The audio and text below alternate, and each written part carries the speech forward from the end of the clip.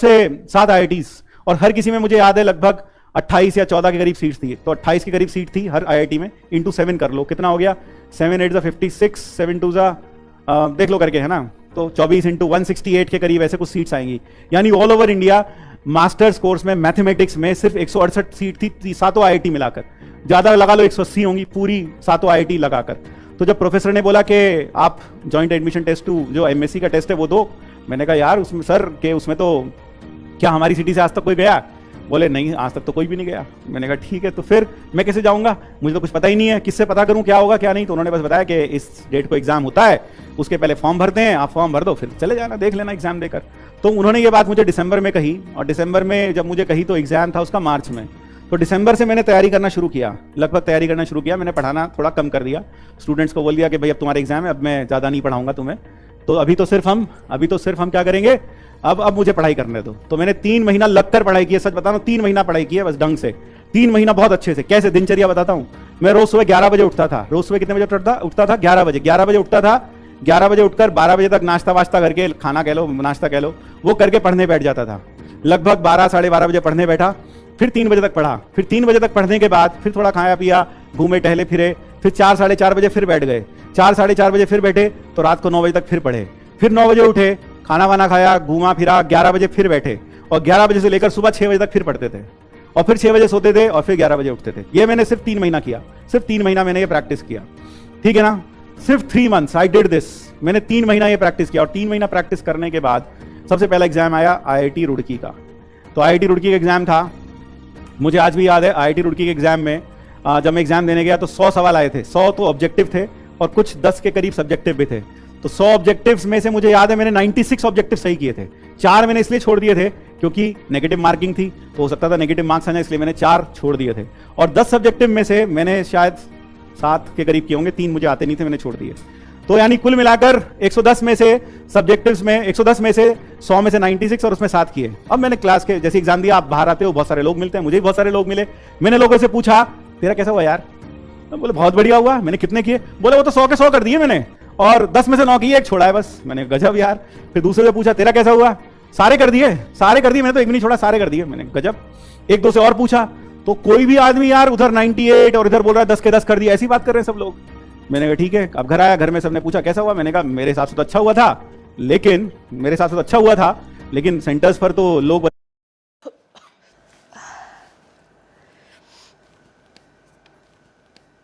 इतना क्या सोच रहा है? इतनी सारी कोचिंग क्लासेस है तो लोग बता रहे थे कि उनका तो बहुत ज्यादा अच्छा हुआ, मेरा तो कुछ अच्छा हुआ ही नहीं उस हिसाब से। तो ठीक है, थोड़े दिन बीत गए, 15-20 दिन बाद रिजल्ट आया, and I was selected with rank 1 at IIT Roorkee. IIT Roorkee में रैंक 1 आ गया भैया, बैठे बेटा। मैंने गजब हो गया भाई ये तो। और वो जो बोल रहा था कि 100 के 100 करके आया, साला वो तो पागल था, वो तो गधा था, 100 करके आ गया। वो तो एक तो बोल रहा था मैंने सारे ही कर दिए, उनका तो नंबर था ही नहीं लिस्ट में, दिमाग खराब हो गया। सही है। अब IIT रुड़की सहारनपुर, जो सहारनपुर रहता है, मेरा एक स्टूडेंट है यहाँ पर, स्टीव फ्रॉस्ट, पता नहीं क्या नाम रखा उसने अपना। तो वो जानता है सहारनपुर से रुड़की बहुत पास है, तो सहारनपुर में रहकर रुड़की में सिलेक्शन हो जाए तो उससे अच्छी बात क्या है। 30-40 मिनट, मेरे ख्याल से 1 घंटे करीब का रास्ता है घर से, कोई दिक्कत नहीं है। तो अब लाइफ चिल हो गई। I got rank 1 at IIT MSc entrance in my Roorkee, IIT Roorkee. अब मैंने फॉर्म तो भरे थे 3-4 जगह के, IIT रुड़की भरा था, IIT कानपुर भरा था, और IIT बॉम्बे भरा था, और IIT BHU भी भरा था। तो फिर अगला एग्जाम आया IIT बॉम्बे का। अब IIT रुड़की में सिलेक्शन हो गया, लाइफ चिल हो गई, पढ़ाना लिखाना मैंने बंद कर दिया, और अब सारा दिन आराम से बैठे थे क्योंकि एडमिशन में भी टाइम था 1-2 महीने का। तो घर में चिल मारते थे, घर वाले भी कुछ नहीं कहते थे कि पढ़ लो, तुमने पढ़ाना भी छोड़ दिया, पढ़ भी नहीं रहे हो। क्यों लगता था बंदे का रैंक 1 आ गया और क्या चाहिए इसको। अब हुआ क्या, बॉम्बे का एग्जाम आया, IIT बॉम्बे का एग्जाम आया। तो IIT बॉम्बे का जो सेंटर था वो IIT रुड़की ही था, IIT रुड़की ही था उसका सेंटर। 5-10 मिनट लगेंगे। IIT रुड़की उसका सेंटर 5 मिनट लगेंगे। IIT रुड़की था उसका सेंटर, तो IIT रुड़की उसका सेंटर था। तो सब बच्चे होते ना, एक बार IIT में सिलेक्शन हो गया, दूसरा देने की क्या जरूरत है। तो मैं पहली रात में, जब एग्जाम था अगले दिन, उससे पहले दिन मम्मी के पास गया, रसोई में बोला कि एग्जाम छोड़ दो क्या IIT बॉम्बे का क्या करना है, देखे बेकार है, एक जगह तो हो ही गया सिलेक्शन, अब क्या करना है, इतनी दूर बॉम्बे कौन जाएगा। तो वही होता है जो तुम्हारे साथ भी होता है। क्या उधर से पापा ने सुन लिया, तो बस फिर वही जो तुम्हारे पापा बोलते, पेड़ पर पैसे लगते हैं क्या, 1,500 का फॉर्म आया था, नहीं भरना तो पहले बोलना था, नहीं जाना था तो जाना तो पड़ेगा, ऐसे थोड़ी होगा। तो ठीक है भाई, अब उधर से जब डांट पड़ी तो लगा कि जाना तो पड़ेगा ही यार अब। तो मुझे याद है अगले दिन एग्जाम जो था मेरा 2:30 बजे था, रुड़की में, सहारनपुर में रहता था, एग्जाम 2:30 बजे था रुड़की में, ठीक है। तो अनमने मन से मैंने घर से बाइक ली, चला गया रेलवे स्टेशन पे, स्टैंड पे बाइक खड़ी की, टोकन लिया, पैसा दिया और जाकर रेलवे का टिकट खरीदा, खड़ा हो गया। ट्रेन आनी थी, पैसेंजर ट्रेन थी, आनी थी 12:30 बजे और रुड़की से लगभग 1-1.5 घंटा लगता है। तो 12:30 मैंने हिसाब लगा रखा था, 12:30 1 घंटा लगेगा, 1.5 घंटा लगेगा, तो 1:30-2 बजे तक आराम से पहुंच जाएंगे, ठीक है। जाकर टिकट खरीद कर खड़े हो गए स्टेशन पर। अब जब खड़े हो गए तो यूपी है हमारा, बहुत महान प्रदेश है, तो ट्रेन आई नहीं। 1:30 बजे का टाइम था, ट्रेन 12:30 का टाइम था, ट्रेन आई नहीं, लेट हो गई होगी, कोई बात नहीं, खड़े रहे। 1 बज गया, ट्रेन नहीं आई, अनाउंसमेंट भी नहीं हुआ। 1:30 के बाद इंतजार करते करते 2 बज गए, ट्रेन फिर भी नहीं आई। फिर मैंने हिसाब लगाया कि यार अब तो बड़ा लेट हो गया, अब क्या करें, ट्रेन तो आई नहीं। तो मैंने सोचा अब घर चलो, घर में पापा को दिखा देंगे, देखो टिकट है रेलवे का, नहीं आई ट्रेन, अब मैं क्या करूं, ट्रेन नहीं आई तो मेरा कोई बस थोड़ी है, मैं कैसे जाता फिर। तो लेकिन ये लगा कि घर में तो बड़ा डांट पड़ेगी, वो ये कहेंगे तुम पहले ही देना नहीं चाहते थे, तुमने आरामखोरी की, तो इसलिए तुम देख लो भगवान ने भी ऐसी कर दिया, तुम्हें एग्जाम देने ही नहीं दिया। मैंने घर बहुत डांट पड़ेगी, तो क्या करें, अब क्या करें। तो भाई जब तुम्हारे जितने तो बहुत ज्यादा जोश रहता था, तो क्या किया, बाइक उठाई, चलो रुड़की, बाइक से चलते हैं एग्जाम देने के लिए। तो बाइक उठाई स्टैंड से और चले गए एग्जाम देने के लिए। 40-45 किलोमीटर का दूरी है, बाइक से जब गए लगभग 2-2:15 बज चुके थे और मैंने बाइक स्टैंड से निकाली, जब गए रुड़की तो लगभग 45 मिनट या 1 घंटे करीब लगा। और मैं वहां पर जो पहुंचा एग्जाम देने के लिए, 2:30 बजे का एग्जाम था, उस पर लिखा होता है कि 2:30 बजे के बाद 15 मिनट तक आप अलाउड होंगे, उसके बाद आप अलाउड ही नहीं होंगे एग्जाम देने के लिए। तो ठीक है, मैं पहुंचा 3:30 या 3:45 बजे करीब पहुंचा। मैं भागते भागते मैंने अपना देखा कि कहाँ मेरा एग्जाम हो रहा था, तो मैं भागते भागते वहां पहुंचा, लगभग 4 बज चुके थे। वहां तक पहुंचते पहुंचते तो 4 बज गए, एग्जाम 3 घंटे का था, 5:30 बजे खत्म होना था, लगभग 1.5 घंटा गुजर चुका था, 1.5 घंटा मेरे पास था। मैं सामने गया, मैंने टीचर को बोला सर ये रहा मेरा एडमिट कार्ड, ये रहा रोल नंबर, मुझे जल्दी से क्वेश्चन पेपर दो, मैं बैठ के करता हूं। उसने बोला तुम तो एग्जाम दे ही नहीं सकते, तुमने देखा नहीं एडमिट कार्ड पे लिखा 15 मिनट लेट के बाद अलाउड ही नहीं है। तो मैंने उन्हें बोला सर ये देखो मेरे कपड़ों पे मिट्टी लगी हुई है, मैं बाइक चला के आया हूं और ये रहा रेलवे का टिकट, आप चाहो तो इंक्वायरी में फोन करके पूछ लो, ट्रेन नहीं आई, ये भारत सरकार की गलती है, रेलवे की गलती है कि मैं एग्जाम नहीं दे पाया, इसमें मेरी गलती नहीं है, मैं तो वहां खड़ा था। अब वो एग्जामिनर का दिल पिघल गया, उसने देखी मेरी हालत, रेलवे का टिकट भी देखा, लगा लड़का सही बोल रहा है, तो उसने कुछ कह के चलो ठीक है यार तुम बैठो पेपर लेकर। तो मैं बैठा, अब पेपर लेकर करने लगा, तो 100 क्वेश्चन, उसमें भी लगभग नहीं 70, हाँ 100 के करीब ऐसी कुछ क्वेश्चन थे, मुझसे बहुत कम बने यार, 70 बने 100 में से 70, और सब्जेक्टिव में तो 1-2-3 ही बने, बाकी बने ही नहीं मुझसे। 25 वहां छोड़ दिए और 8-7-8 वहां छोड़ दिए, बर्बाद हो गया बिल्कुल, लगभग ऐसा लग रहा था मुझको। लेकिन मैंने 75 किया और ये किया, और ये मैंने फटाफट 1.25 घंटे में कर लिया।